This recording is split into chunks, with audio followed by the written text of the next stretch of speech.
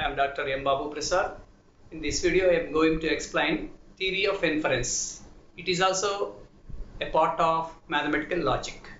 In the previous video, I explained the connectives, logical implications, tautological implications, equivalence statements, normal forms, DNF, CNF, PCNF, PDNF.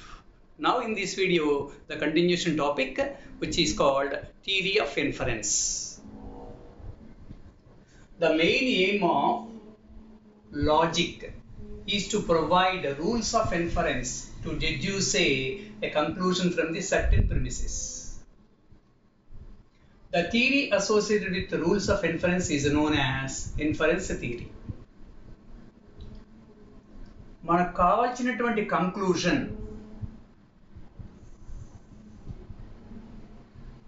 From the given premises, వాడు ఇచ్చినటువంటి premises నుంచి మనకు కావాల్సిన conclusion రావటానికి కొన్ని logical rules apply చేస్తాం.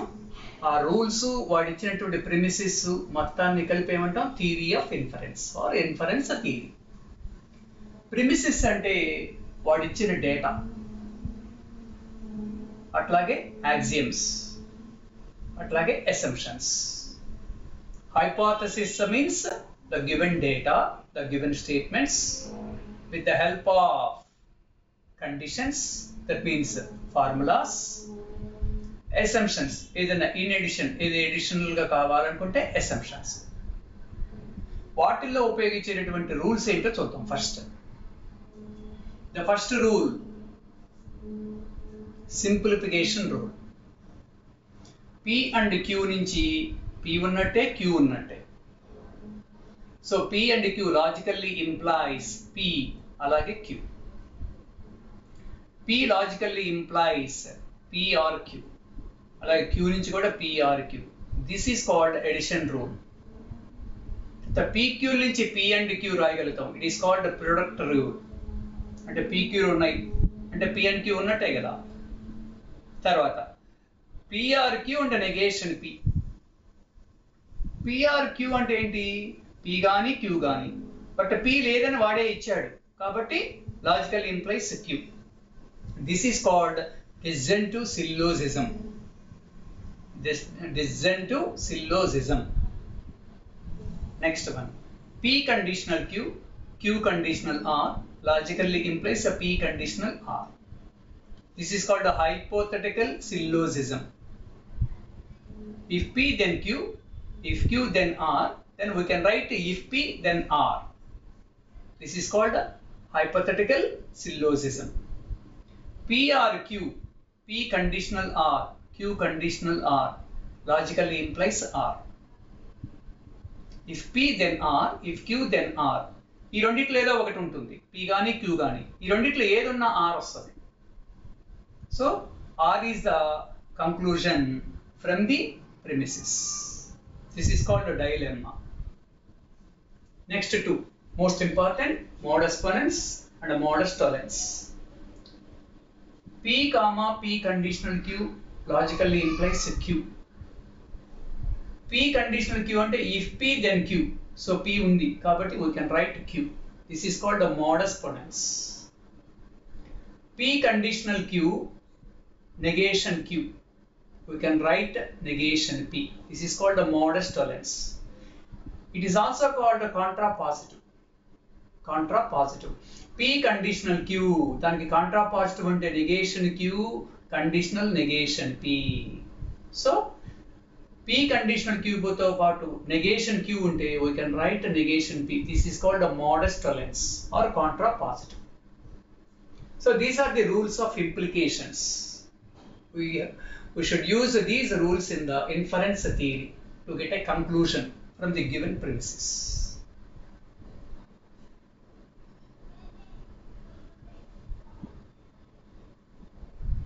దీంట్లో మేజర్గా ఇంకో 3 రూల్స్ ఉన్నాయి.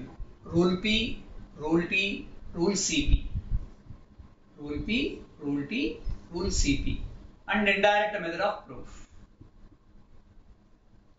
రూల్ P అంటే A premise may be introduced at any point in the derivation. A premise may be introduced at any point in the derivation. Premise అంటే given. డేటాలో వాడు ఏవైతే ఇచ్చాడో అది ఎక్కడో అయినా మనం యూజ్ చేసుకోవచ్చు డెరివేషన్లో. This is called rule T. Rule T means a formula may be introduced at any point in the derivation. వాడు ఇచ్చిన ప్రెమిసెస్ ఏదైనా ఒక ఫార్ములా యూజ్ చేసి ఏదైనా ఒక కంక్లూషన్ తీసుకురావడానికి మనం ఏదైనా ఫార్ములా యూజ్ చేస్తే that is called rule T. Rule CP conditional proof అని కూడా పిలుస్తాం. If we can derive S from R and a set of premises, then we can write R conditional S. In this case, R is an additional premise. S అనే conclusion R ఉన్నప్పుడు and వాడు ఇచ్చినటువంటి set of premises R ఉంటూ R ఉన్నప్పుడు వాడు ఇచ్చిన premises ని use చేసి we can get the conclusion yes.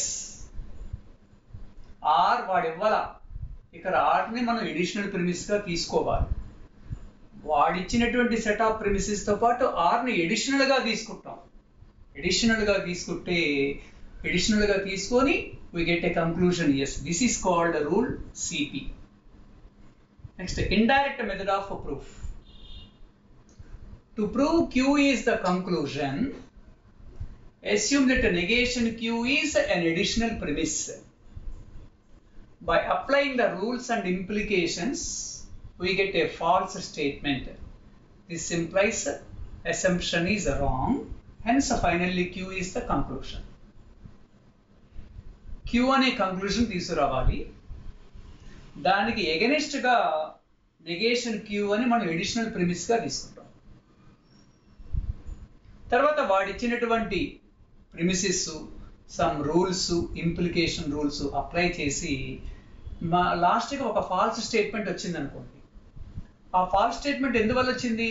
Because of our assumption ఏంటి ఇక్కడ? Negation Q. So assumption is wrong అంటాం, అప్పుడు ఇలా తీసుకోకూడదు. So finally Q is the conclusion. So అట్లా ఏదైనా వాడు ఇచ్చినటువంటి కంక్లూషన్ ని ఆ కంక్లూషన్ ఎగెనిస్ట్ గా తీసుకుని ప్రొసీడ్ అయితే that is called indirect method of proof. Conclusion against గా తీసుకోవటం అన్నది ఇక్కడ అడిషనల్ ప్రిమిస్, అంటే రూల్ సిపిని యూజ్ చేసి ఇండైరెక్ట్ మెథడ్ లో వీ గెట్ ఏ కంక్లూషన్. అది కూడా ఎట్లా? నెగేషన్ ఆఫ్ ది కంక్లూషన్ తీసుకుంటే ఒక ఫాల్స్ స్టేట్మెంట్ రావాలి లాస్ట్ కి. ఆ ఫాల్స్ స్టేట్మెంట్ ఎందువల్ల వచ్చిందంటే our assumption is wrong. So finally the conclusion follows. Rule P, Rule T, Rule CP and indirect method of proof. Rule P అంటే వాడు ఇచ్చినటువంటి సెట్ ఆఫ్ ప్రిమిసెస్ లో ఏ ప్రిమిసెస్ అయినా డెరివేషన్ లో ఎక్కడైనా యూజ్ చేసుకోవచ్చు. రూల్ T అంటే ఏదైనా ఫార్ములా యూజ్ చేస్తే that is called ruled T. Previous బోర్డులో మనం చూపించాం కదా, ప్రీవియస్ స్లైడ్ మీద ఆ రూల్స్, ఇంప్లికేషన్ రూల్స్. అట్లా ఏ రూల్ అప్లై చేసినా that is called rule T. Rule CP అంటే అడిషనల్ ప్రిమిస్ తీసుకొని వాడు అడిగిన కంక్లూషన్ తీసుకొస్తాం. This is called rule CP. Indirect method of proof అంటే రావాల్సిన కంక్లూషన్ Q, దానికి ఎగెనిస్ట్ గా నెగేషన్ Q అని తీసుకొని ఒక ఫాల్స్ స్టేట్మెంట్ తీసుకొస్తే then the conclusion follows. This is called indirect method of proof. The above rules are also useful or also helpful to check consistency of the premises. వాడేదో set of premises ఇస్తాడు, అది కన్సిస్టెంటా కాదా అని అడుగుతాడు. అది consistent అని prove చేయడానికి కూడా ఈ పైన చెప్పుకున్నటువంటి రూల్స్ యూజ్ అవుతాయి. ఇప్పుడు వీటికి కొన్ని ఎగ్జాంపుల్స్ చూద్దాం.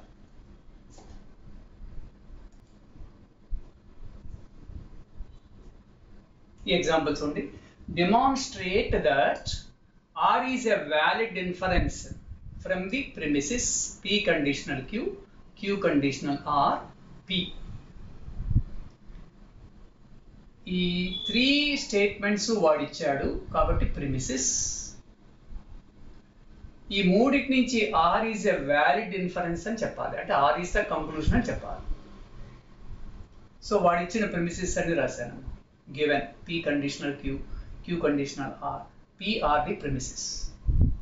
We should prove R is the conclusion, అంటే లాస్ట్కి ఆర్ అనేది తీసుకురావాలి.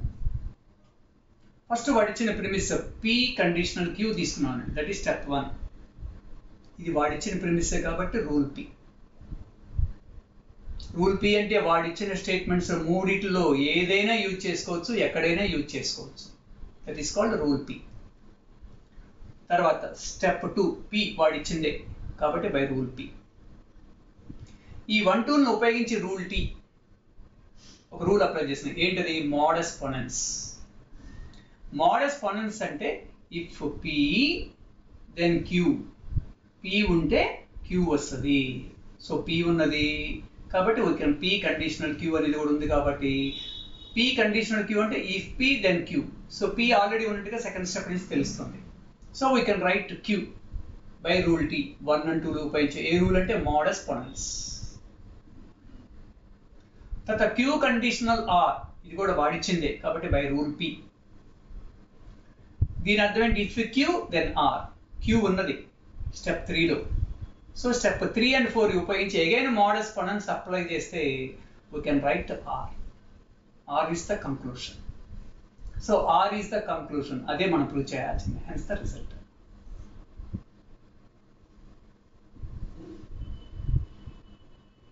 Set of premises 3, R conclusion అని చెప్పాలి, పి కండిషనల్ క్యూ ఇచ్చింది కాబట్టి రూల్ పి, పి కూడా వాడిచ్చాడు కాబట్టి that is also rule P.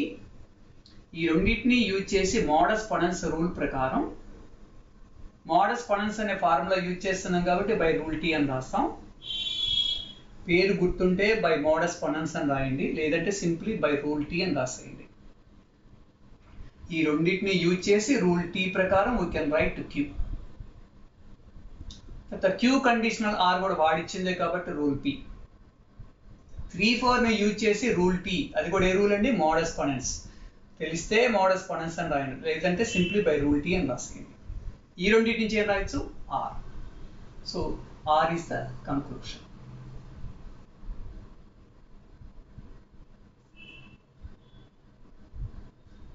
తర్వాత show that the premises A conditional, B conditional C, D conditional B and negation C, A conditional A and D are inconsistent. అంటే వాడిచ్చిన statements premises అన్ని కూడా inconsistent అని చెప్పాలి. Inconsistent అని prove చేయటం అంటే ఏదో ఒక ఫాల్స్ స్టేట్మెంట్ రావాలి. అది కూడా ఎలా ప్రూవ్ చేద్దాం? By indirect method. ఇక్కడ ప్రూవ్ చేయాల్సింది దే ఆర్ ఇన్కన్సిస్టెంట్, దానికి ఎగెనిస్ట్ గా దే ఆర్ కన్సిస్టెంట్ అని తీసుకుంటాం. ఇండైరెక్ట్ మెథడ్ కాబట్టి suppose the above premises are consistent. ఏమేమి ఇచ్చాడు? A conditional, B conditional C, D conditional B and negation C, A and D. First A and D తీసుకుంటున్నాను, వాడు ఇచ్చింది కాబట్టి బై రూల్ పి. మా ఏ అండ్ డి అంటే ఏను డిను రెండు ఉన్నట్టే. So by simplification rule taking A by rule T. పేరు గుర్తుంటే సింప్లిఫికేషన్ రూల్ అని రాయండి, లేదా బై రూల్ టీ. తర్వాత A conditional, B conditional C.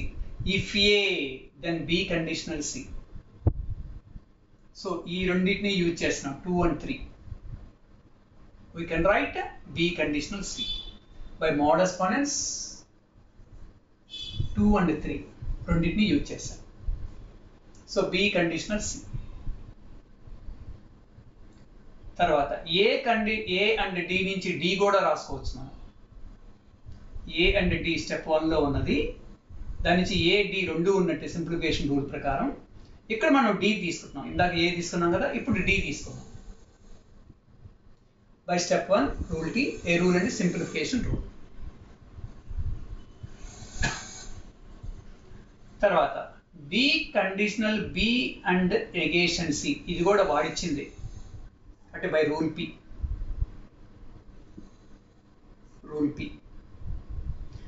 If D, then B and negation C. If D, then B and negation C. Rule T ఏదంటే modus పొనెన్స్. మరి దీని నుంచి B ను రాయొచ్చు, నెగేషన్ C ను రాయొచ్చు సింప్లిఫికేషన్ రూల్ ప్రకారం. సో ఫస్ట్ B రాశారు. తర్వాత B ఉంటే స్టెప్ 4లో ఏమన్నా చూడండి, if B then C. So C రాయొచ్చు. ఏవేంటి 4 and 8. ఇది 4 and 8 we can write C. Modus ponens. Simplification rule. ఇక్కడ సింప్లిఫికేషన్ రూల్ అండి, ఇది సింప్లిఫికేషన్ రూల్ కాదు. ఇక్కడ రాంగ్ రాసాం.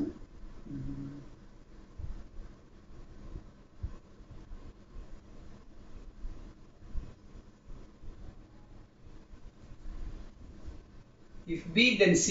B ఉన్నది 4 and 8 రెండింటిని యూజ్ చేసాం. ఏ రూల్ అది? మోడస్ పొనెన్స్.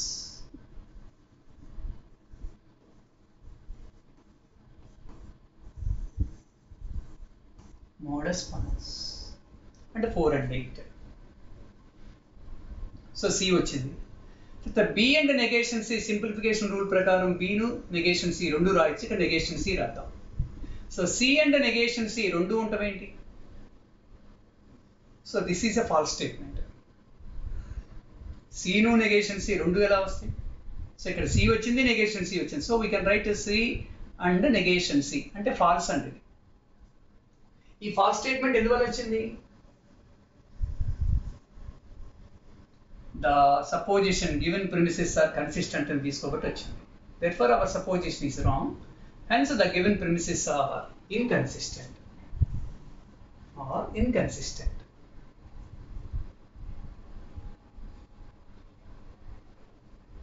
వాడు ఇచ్చిన premises are inconsistent అని చెప్పాలి. సపోజ్ కన్సిస్టెంట్ అని తీసుకున్నాము.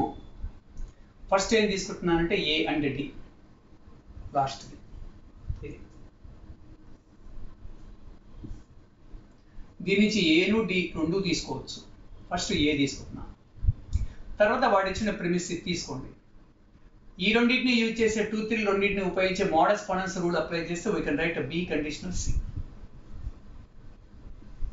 సో 4 అలా పెట్టండి. A అండ్ D, A తీసుకున్నాం కదా, అట్లాగే D కూడా తీసుకుందాం. B conditional B and negation C ఈ రెండింటిని యూజ్ చేస్తే మోడస్ పొనెన్స్ ప్రకారం we can right B and negation C. 5, 6 apply చేసాం. 5, 6 దీని నుంచి B ను రాయొచ్చు, నెగేషన్ C ను రాయొచ్చు. సో B రాసాం. స్టెప్ 4లో B ఉంటే C వస్తుందని రాస్తాం. If B then C. So B ఉన్నది. So we can write C. C ఇక్కడ 7th స్టెప్ ప్రకారం సింప్లిఫికేషన్ రూల్ అప్లై చేస్తే నెగేషన్ C కూడా ఉందని రాయొచ్చు. So C and negation C రెండు ఉన్నాయి. So C and negation C it is a false statement.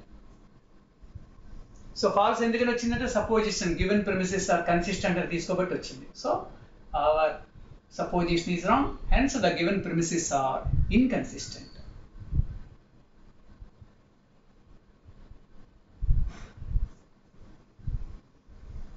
తర్వాత చూడండి. Show that R conditional S can be derived from the premises P conditional Q conditional S negation R P Q. R conditional S అనేది మనం లాస్ట్కి తీసుకురావాలి. That is the conclusion.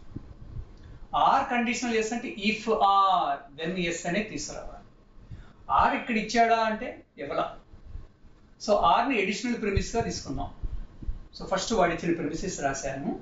Arni additional ప్రిమిస్గా తీసుకున్నాను. Additional premise కాబట్టి conditional proof apply చేసినట్టు by rule CP.